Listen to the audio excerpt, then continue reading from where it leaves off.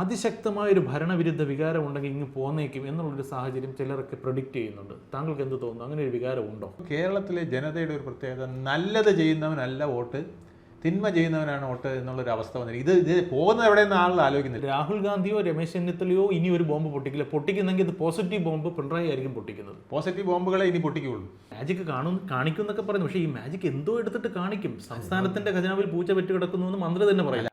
ഈ നല്ല സ്ഥാനാർത്ഥികളെ നിർത്തുകയാണെങ്കിൽ 10 സീറ്റിൽ കുറയാതവർക്ക് പിടിക്കാൻ കഴിയും. ഉറപ്പാണ്. സീറ്റ് എണ്ണി ഞാൻ വേണമെങ്കിൽ പറഞ്ഞുതരാം.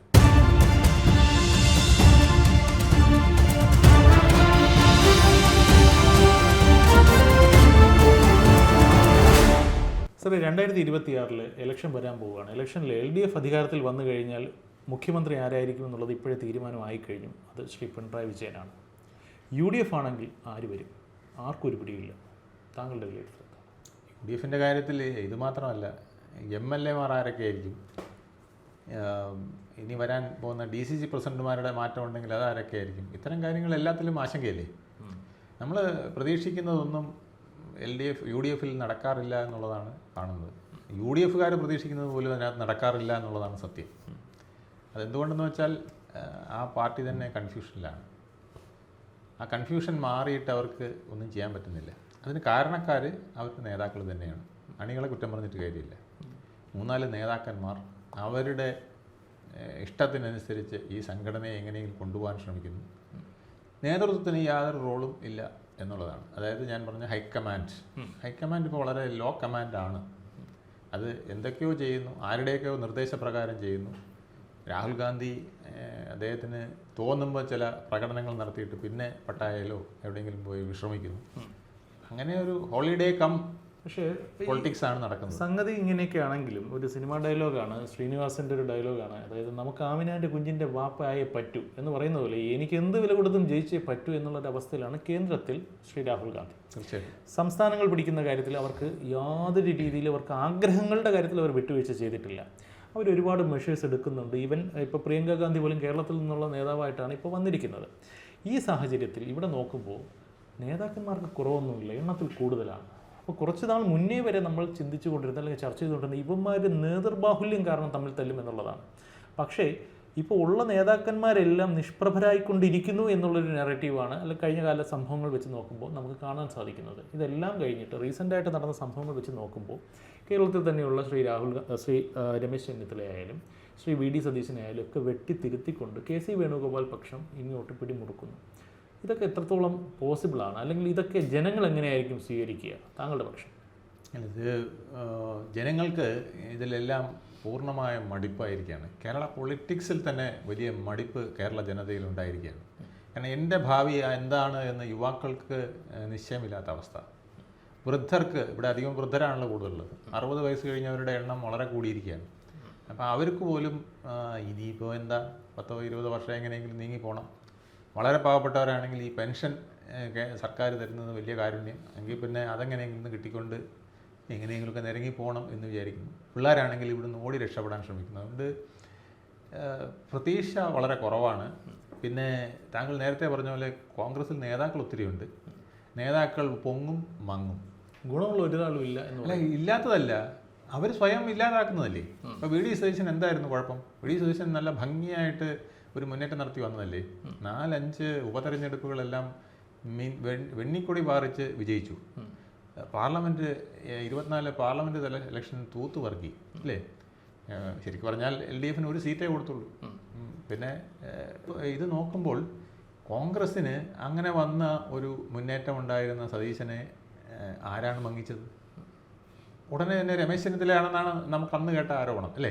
രമേശ് ചെന്നിത്തല ഇടപെടുന്നു, ഇദ്ദേഹത്തിൻ്റെ പ്രഭ മങ്ങിക്കാനായിട്ട് ശ്രമിക്കുന്നു, അതിനെ മുസ്ലിം ലീഗിനെ കൂട്ടുപിടിക്കുന്നു, അൻവറിൻ്റെ പ്രവേശനം വരുന്നു.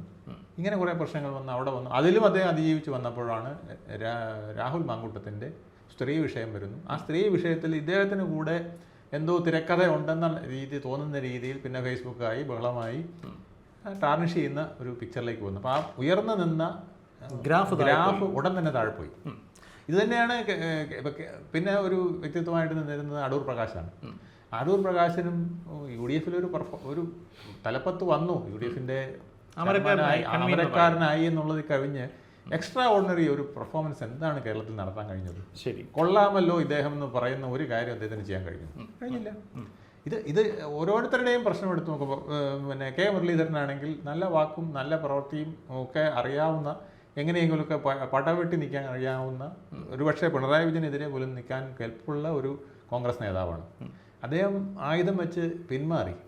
ഈ അടിക്കിടയിൽ ഞാനില്ല, ഇനി ഒരു തെരഞ്ഞെടുപ്പിൽ ഞാൻ മത്സരിക്കില്ല എന്ന് പറഞ്ഞു. ഇപ്പം മത്സരിക്കും അദ്ദേഹം, ഇപ്പൊ വേണമെങ്കിൽ സതീശന് പിന്തുണ കൊടുത്തുകൊണ്ട് ഞാൻ എങ്ങനെ നിന്നേക്കാം എന്നുള്ള രീതിയിലേക്കാണ് അദ്ദേഹം പോകുന്നത്. ഇപ്പം അതും അവതാളത്തിലാകുന്ന വിധത്തിലാണ് ഇപ്പം KC വേണുഗോപാലിന്റെ. മനസ്സിലായി, അതിലേക്കാണ് വരുന്നത്. ഇപ്പോൾ രമേശ് ചെന്നിത്തലയായാലും VD സതീശനായാലും ഇവരെല്ലാം കേരളത്തിൽ നിന്ന് പ്രവർത്തിച്ച് കേരളത്തിൻ്റെ ഓരോ സ്പന്ദനങ്ങളിലും ഇടപെട്ടുകൊണ്ട് സജീവമായി മുന്നോട്ട് പോകുന്ന നേതാക്കന്മാരാണ്. മുൻകാലങ്ങളിൽ ഇവരൊക്കെ മന്ത്രിമാരോ MLA മാരോ ഒക്കെ ആയിരുന്നു. ഇപ്പോൾ VD സതീശൻ പ്രതിപക്ഷ നേതാവാണ്. പക്ഷേ നേരത്തെ മന്ത്രി ആയിരുന്നെങ്കിൽ കൂടിയും ശ്രീ KC വേണുഗോപാൽ വർഷങ്ങളായിട്ട് ഒരു നോൺ മലയാളി അല്ലെങ്കിൽ ഒരു പ്രവാസി മലയാളിയുടെ ഒരു ഇമേജാണ് അദ്ദേഹത്തിനുള്ളത്. അദ്ദേഹം ഒരു സുപ്രഭാതത്തിൽ ഇങ്ങോട്ട് വരുന്നു, പോഷക സംഘടനകളെല്ലാം തലപ്പത്തേക്ക് വരുന്നു, എല്ലായിടത്തും താക്കോൽ സ്ഥാനങ്ങളിൽ തൻ്റെ ആൾക്കാരെ പ്രതിഷ്ഠിക്കുന്നു, അദ്ദേഹം അങ്ങോട്ട് ഹൈജാക്ക് ചെയ്യുന്ന തരത്തിലേക്ക് പോകുന്നു.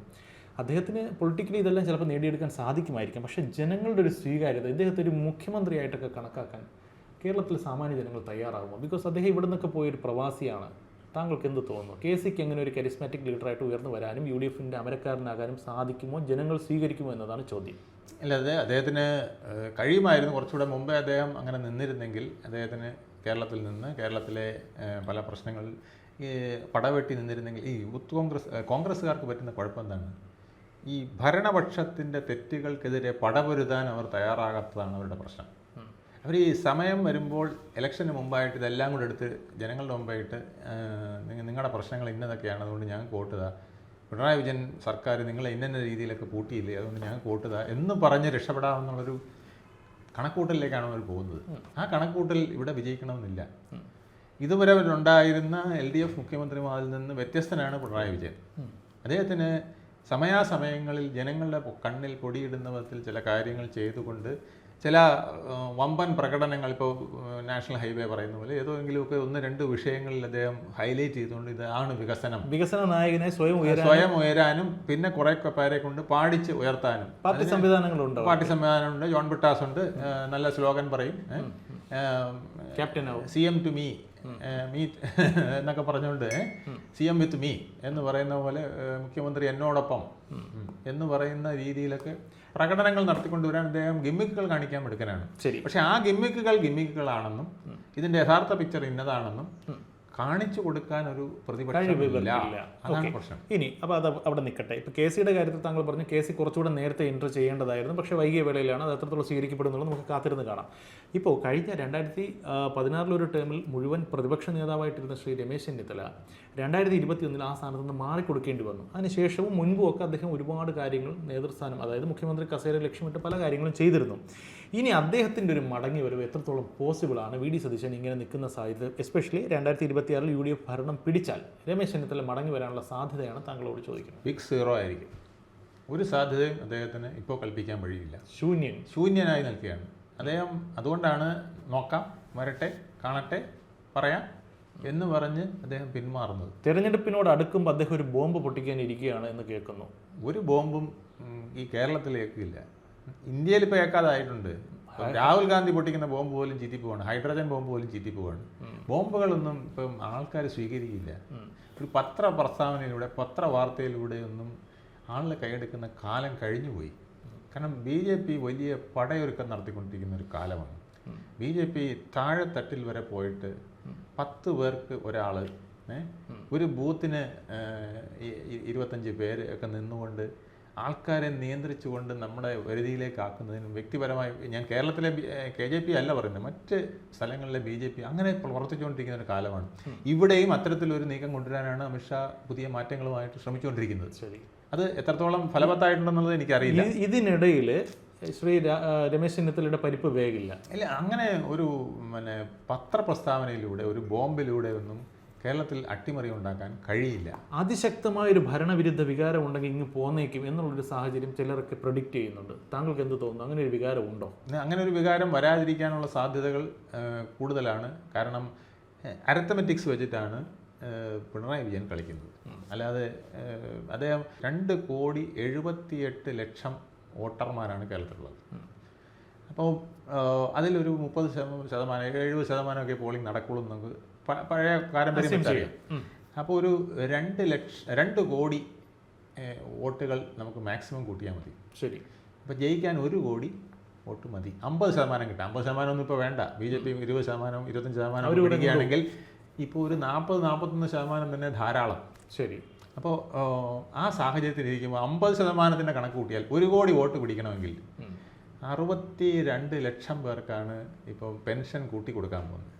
ക്ഷേമ പെൻഷൻ ഡയറക്റ്റായിട്ട് ഇട്ട് കൊടുക്കാൻ പോവുകയാണ്. അപ്പോൾ അത്രയും തന്നെ 62 ലക്ഷം. അതിൽ മുഴുവൻ പേരെ വോട്ട് ചെയ്യുമെന്നല്ല ഞാൻ പറയുന്നത്. പിന്നെ ഇവിടുത്തെ പെൻഷൻകാർക്കും സർക്കാർ ജീവനക്കാർക്കും അതൊരു 11 ലക്ഷം വരും. 5.5 ലക്ഷം പെൻഷൻകാർ, 5 ലക്ഷം സർക്കാർ ഉദ്യോഗസ്ഥർ, ഏതാണ്ട് ഒരു 11 ലക്ഷത്തിന് അടുപ്പിച്ച് വരുന്ന ജനങ്ങൾ. അപ്പോൾ അവർ മാത്രമല്ല, അവരെ ഡിപ്പെൻഡ് ചെയ്ത ഒരു 3 പേരെ കൂട്ടിയാൽ പോലും എത്രയായി? അവരുൾപ്പെടെ 44 ലക്ഷമായി. വീണ്ടും 1 കോടി ആൾക്കാർക്ക് സാമ്പത്തിക ആനുകൂല്യം അങ്ങനെ തന്നെ കൊടുക്കുകയാണ്. പിന്നെ എത്രയോ പിന്നെ ആനുകൂല്യങ്ങൾ, കെട്ടിടങ്ങൾ 50,000-ഓളം കെട്ടിടങ്ങൾ വെച്ച് കൊടുത്ത ഇതുണ്ട്. ഭൂമി തരം മാറ്റി കൊടുത്തത് എത്രയോ കേസുകളുണ്ട്. പാർട്ടി അനുഭാവികൾക്ക് പിൻവാതിൽ നിയമനം എന്ന് പറഞ്ഞാൽ പിന്നെ മുൻവാതിലിൽ ഇപ്പം നിയമനം ഇല്ല, പിൻവാതിൽ കൂടെ മാത്രമേ നിയമനമുള്ളൂ. അങ്ങനെ എത്ര ലക്ഷം പേർക്ക് തൊഴിലുകൾ കൊടുത്തിരിക്കുന്നു. ഇതൊക്കെ അതായത് ഇപ്പോൾ കേരളത്തിലെ ജനതയുടെ ഒരു പ്രത്യേകത, നല്ലത് ചെയ്യുന്നവനല്ല വോട്ട്, തിന്മ ചെയ്യുന്നവനാണ് വോട്ട് എന്നുള്ളൊരു അവസ്ഥ വന്നിരിക്കും. ഇത് പോകുന്നത് എവിടെയെന്ന് ആളുകൾ ആലോചിക്കുന്നില്ല. ഇതിങ്ങനെ ഈ തിന്മ ചെയ്ത് എത്ര നാൾ നമുക്ക് പോകാൻ പറ്റും? നാളെ ഏത് കുളത്തിലോ പാതാളത്തിലോ ആണ് ചെന്ന് നമ്മൾ നിൽക്കുക എന്നുള്ളത്. ഇതിൻ്റെ ഒരു മറുവശം ഞാൻ പറയുകയാണ്. ഇപ്പോൾ തിന്മ നന്മ എന്ന് പറയുന്നതും ശരിയും തെറ്റും ഒക്കെ ആപേക്ഷികമാണ്. എൻ്റെ ശരി താങ്കളുടെ തെറ്റായിരിക്കും, താങ്കളുടെ തെറ്റ് എൻ്റെ ശരിയായിരിക്കും. പക്ഷേ പിണറായി വിജയൻ ഇങ്ങനെ കുറേയധികം മെക്കാനിസംസ് പ്രയോഗിക്കുമ്പോൾ അതിൻ്റെ ബെനിഫിഷ്യറീസ് ആയിട്ട് വരുന്ന CPM ഇടത് സഹയാത്രികരോ ആണ്. അവരും കേരള സമൂഹത്തിന്റെ ഭാഗമാണ്. അപ്പം അങ്ങനെ നോക്കുമ്പോൾ ആർക്കൊക്കെ ഉപകാരപ്പെടുന്നു, അവരോടൊപ്പം ചേർന്ന് വലിയ ഉപകാരപ്പെടുന്നു. ഇത് മാത്രമല്ല, ഒരു 30% വോട്ട് എന്ന് പറയുന്നത് അവരുടെ പോക്കറ്റിൽ എപ്പോഴും ഉണ്ട്. അതവർ ഇനി എന്ത് തെറ്റ് ചെയ്താലും, പിണറായി വിജയൻ കേരളത്തെ തലകുത്തി മറിച്ചു എന്ന് പറഞ്ഞാൽ പോലും ഒരു 30% വോട്ട് മാറാതെ നിൽക്കുന്ന ഒരു സാഹചര്യം അവരുടെ കേഡർ സ്ട്രെങ്ത് വെച്ചുണ്ട്. ഇതിന് പുറമെയാണ് ഞാൻ പറഞ്ഞ ബാക്കി ഇത്രയും 1 കോടി ആൾക്കാർക്ക് പല വിധത്തിൽ ഡയറക്റ്റ് ഇൻഡയറക്റ്റ് സാമ്പത്തികമായി സഹായം ചെയ്തിരിക്കുന്നു. സോളിഡ് ആയിട്ടുള്ള ഒരു വോട്ട് ബാങ്ക് ഉണ്ട് എന്ന് പറയുമ്പോഴും ഞാൻ ചോദിക്കുകയാണ്, താങ്കളൊരു സർക്കാർ ഉദ്യോഗസ്ഥനായിരുന്നല്ലോ, അതുകൊണ്ട് തന്നെ സർക്കാർ ഉദ്യോഗസ്ഥരുടെ കാര്യത്തിലേക്ക് വന്ന് അവരൊരു മേജർ വോട്ട് ബാങ്ക്, അവരെല്ലാവരും അസ്വസ്ഥരാണ്. അവർക്ക് DA കിട്ടുന്നില്ല, ആനുകൂല്യങ്ങൾ കിട്ടുന്നില്ല, ശമ്പള വർധനവ്, ലീവ് സറണ്ടർ, അവർക്ക് ഒരുപാട് പ്രശ്നങ്ങളാണ്. അതേപോലെ തന്നെ പെൻഷൻകാരും നിരവധിയായ പ്രശ്നങ്ങൾ നേരിടുന്നു. ഈ പ്രശ്നങ്ങൾ അഡ്രസ്സ് ചെയ്യാതിരിക്കുന്നിടത്തോളം കാലം അത്ര ഈ 30% അത്ര ഉറപ്പ് പറയാൻ പറ്റും. അല്ല, അതുകൊണ്ടാണല്ലോ ഇപ്പോൾ പെൻഷൻകാർക്ക് DA മുഴുവൻ കൊടുക്കാമെന്നുള്ള ഒരു പോളിസി ആലോചിച്ചുകൊണ്ടിരിക്കുകയാണ്. ഇല്ലാത്ത ഖജനാവിനെ തുരന്നെടുത്ത് എങ്ങനെ DA കൊടുക്കാം, അപ്പോൾ ഇല്ലാത്ത ഖജനാവിനെ തുരഞ്ഞെടുത്തത് എങ്ങനെ സർക്കാർ ജീവനക്കാരന് പെൻഷൻ കൊടുക്കാം, ഒരു സാലറി വർധനവെങ്കിലും പേരിന് നടത്തിയിട്ട് പോകാൻ കഴിയുമോ എന്നൊക്കെ ചിന്തിച്ചുകൊണ്ടിരിക്കും. അത് താങ്കൾ പറയുന്ന പോയിന്റിന് പൂർണ്ണമായി അംഗീകരിച്ചുകൊണ്ട് ചോദിക്കുകയാണ്. അതായത് രാഹുൽ ഗാന്ധിയോ രമേശ് ചെന്നിത്തലയോ ഇനി ഒരു ബോംബ് പൊട്ടിക്കില്ല. പൊട്ടിക്കുന്നെങ്കിൽ ഇത് പോസിറ്റീവ് ബോംബ് പിണറായി ആയിരിക്കും പൊട്ടിക്കുന്നത്. പോസിറ്റീവ് ബോംബുകളെ ഇനി പൊട്ടിക്കുകയുള്ളൂ. അതായത് പെൻഷൻ പ്രായം വർദ്ധിപ്പിച്ചാൽ അത്ഭുതപ്പെടേണ്ടതില്ല. ഉറപ്പാണ്. പെൻഷൻ പ്രായം മാത്രമല്ല, പെൻഷൻകാർക്ക് ആനുകൂല്യങ്ങൾ, സർവീസിലിരിക്കുന്നവർക്ക് ആനുകൂല്യങ്ങളൊക്കെ ഇനി വരാൻ പോവുകയാണ്. സർക്കാർ ഉദ്യോഗസ്ഥരെ പൊന്നുകൊണ്ടങ്ങ് മൂടും. കാരണം അതിൻ്റെ അവരില്ലെങ്കിലുള്ള ബുദ്ധിമുട്ടുകൾ ഇപ്പം മനസ്സിലായി. ഈ കഴിഞ്ഞ തെരഞ്ഞെടുപ്പുകളിലൊക്കെ മനസ്സിലായി. പോസ്റ്റലോട്ട് വെച്ച് നോക്കുമ്പോൾ പോലും അതിൻ്റെ വ്യത്യാസം മനസ്സിലായി. ആ വോട്ടല്ല പ്രധാനം. ഞാൻ പറഞ്ഞില്ലേ, ഒരു 11 ലക്ഷമാണ് ഇവർ പെൻഷൻകാരും സർക്കാർ ജീവനക്കാരനും ഉള്ളതെങ്കിലും ഇവരെ ഡിപ്പെൻഡ് ചെയ്ത് 3-4 വോട്ടുകളുണ്ട്, ഒരു കുടുംബങ്ങളുണ്ട്. അപ്പോൾ ഒരു 44 ലക്ഷം വോട്ടായി. അയാളും പ്ലസ് 3 പേരൊന്നും അല്ല, 5 പേരൊക്കെ ഉള്ള വീടുകളില്ലേ. ഞാൻ വെറുതെ 3 പേരെ കൂട്ടുന്നുള്ളൂ.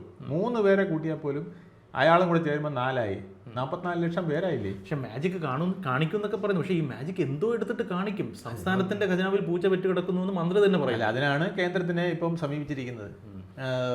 മറ്റെല്ലായിടത്തും മാവോയിസ്റ്റ് പ്രശ്നം അവസാനിപ്പിക്കുമ്പോൾ ഇവിടെ മാവോയിസ്റ്റുകളുടെ പ്രശ്നം നിൽക്കുന്നു എന്ന് പറയുന്നത് എന്തിനാണ്? പൈസ കിട്ടാൻ. ആ സെക്യൂരിറ്റിക്കുള്ള പണം ഇവിടെ കിട്ടണം. അത് തോക്ക് വാങ്ങിക്കാനും പിന്നെ വെടിവെക്കാനും ഒക്കെ ഉള്ളതാണെങ്കിലും ഇവിടെ വെടിയൊന്നും വെക്കണ്ടല്ലോ. കുറെ APSകാരുടെ പോക്കറ്റിൽ പോകും. അത് കുറച്ച്, അതെ, എപ്പോഴും അങ്ങനെയാണല്ലോ. ഈ പിന്നെ രാഹുൽ ഗാന്ധിയുടെ പിതാവ് രാജീവ് ഗാന്ധി പറഞ്ഞ പോലെ, ഞാനിവിടുന്ന് 1000 രൂപ പാസ്സാക്കുമ്പോൾ 10 രൂപയാണ് താഴെ എത്തുന്നതെന്ന് പറഞ്ഞ പോലെയാണ്. മനസ്സിലായി. ഇപ്പോൾ നമ്മൾ അവസാന പിക്ചറിലേക്ക് വന്നു കഴിഞ്ഞാൽ, ഇപ്പോൾ KC ഓൾമോസ്റ്റ് ഒരു ഔട്ട്ഡേറ്റഡ് നേതാവാണ്. പക്ഷേ അദ്ദേഹം ശ്രമിക്കുന്നു, വരട്ടെ. VD സതീശൻ ഇവിടെ തന്നെ ഉണ്ട്. അദ്ദേഹത്തിൻ്റെ കരിസ്മ കുറഞ്ഞോ ഇല്ലയോ എന്നുള്ളതും വിലയിരുത്തേണ്ടതാണ്.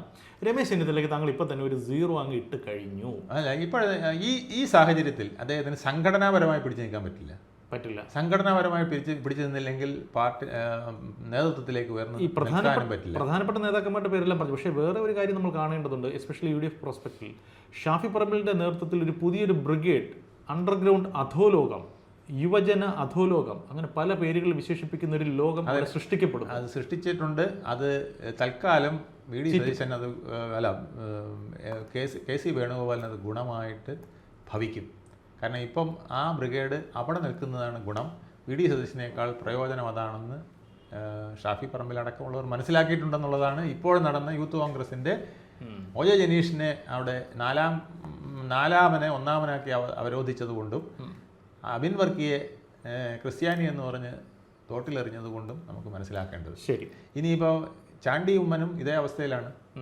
അപ്പാരുടെ ഓർമ്മദിനം ഞാൻ വിഷമത്തോടുകൂടി ഇങ്ങനെ കണ്ടുകൊണ്ടിരുന്നപ്പോഴാണ് എനിക്ക് പിന്നിൽ നിന്ന് ചവിട്ട് കിട്ടിയതെന്നാണ് അദ്ദേഹം പറയുന്നത്. മനസ്സിലായി. അദ്ദേഹത്തിൻ്റെ ഒരു ദേശീയ പദവി, അദ്ദേഹത്തിൻ്റെ ആ പേര് ഞാൻ പറഞ്ഞു, യൂത്ത് കോൺഗ്രസ് ഔട്ട്റീച്ച് സെൽ, ആ സെല്ലിൻ്റെ ഭാരവാഹിത്വത്തിൽ നിന്ന് അദ്ദേഹത്തിനെ എടുത്ത് കളഞ്ഞു. ഇനി കേരളത്തിൻ്റെ പിക്ചർ പറയുമ്പോൾ ഇപ്പോൾ UDFൻ്റെ ഏകദേശം ഒരു കാര്യം കൂടി ഞാൻ പറഞ്ഞിട്ട്, KC വേണുഗോപാലിന് അത്ര മോശമായ അന്തരീക്ഷം ഉണ്ടെന്ന് എനിക്ക് പറയാനും പറ്റില്ല. കാരണം KC വേണുഗോപാലിനെ മുസ്ലിം ലീഗ് അംഗീകരിച്ചു കഴിഞ്ഞാൽ പ്രശ്നമില്ല. രണ്ടാമത്തേത് NSS അംഗീകരിക്കും. KC വേണുഗോപാലുമായിട്ട് നല്ല ടേംസിലാണ്. NSSനും അംഗീകാരമുള്ള ആളാണ്. പിന്നെ വെള്ളാപ്പള്ളി അംഗീകരിക്കേണ്ട കാര്യമില്ല. കാരണം അംഗീകരിച്ചില്ലെങ്കിലും വോട്ട് പിണറായി വിജയനും NDF ആയിരിക്കും അല്ലേ? മനസ്സിലായി. അപ്പോൾ പിന്നെ അവിടുത്തെ അംഗീകാരം ഇല്ലാത്തതും പ്രശ്നമല്ല.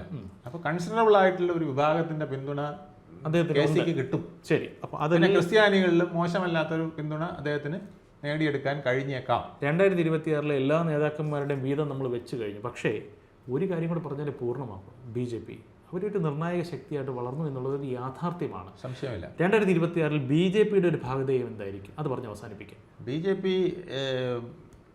നല്ല സ്ഥാനാർത്ഥികളെ നിർത്തുകയാണെങ്കിൽ 10 സീറ്റിൽ കുറയാതെ അവർക്ക് പിടിക്കാൻ കഴിയും. ഉറപ്പാണ്. സീറ്റ് എണ്ണി ഞാൻ വേണമെങ്കിൽ പറഞ്ഞുതരാം. തിരുവനന്തപുരത്ത് ഒരു 5 സീറ്റ് യാതൊരു ബുദ്ധിമുട്ടും ഇല്ലാതെ കിട്ടും, പിടിക്കാൻ പറ്റും. ചാത്തന്നൂർ പിടിക്കാം, 6 ആയില്ലേ. കായംകുളം പിടിക്കാം, 7. കോന്നി വേണമെങ്കിൽ നല്ലൊരു സ്ഥാനാർത്ഥിയുമാണെങ്കിൽ സാധ്യതയുണ്ട്. ശരി. 8 ആയില്ലേ. 8 ആയി. പാലക്കാട്. ശരി. കാസർഗോഡ് 2 സീറ്റ്.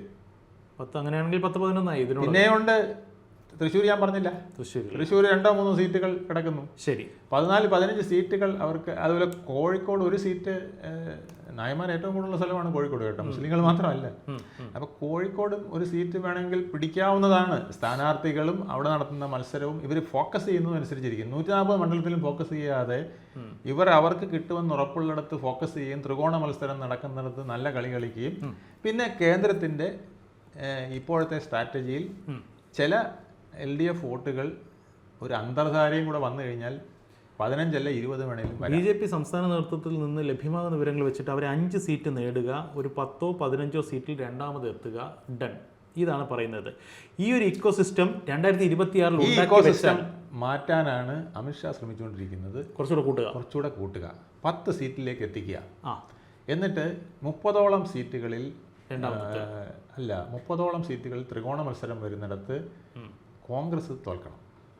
കോൺഗ്രസിനെ ഇല്ലാതാക്കുക. ഒന്ന് ചോദിച്ചോട്ടെ, ഇതിന് അമിത്ഷായുടെ ഈ ഒരു തീരുമാനത്തിന് പിണറായി വിജയന്റെ പരോക്ഷ പിന്തുണ അല്ലെങ്കിൽ പിന്തുണ ഉള്ളതായിട്ടാണ് നമ്മൾ ഇപ്പോഴത്തെ ബോഡി ലാംഗ്വേജും നിലപാടും വരവും കാണിക്കുന്നത്. ശരി.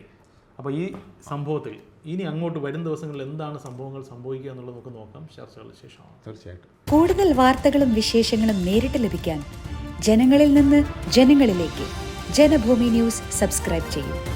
ബെൽ ബട്ടൺ അമർത്താനും മറക്കരുത്.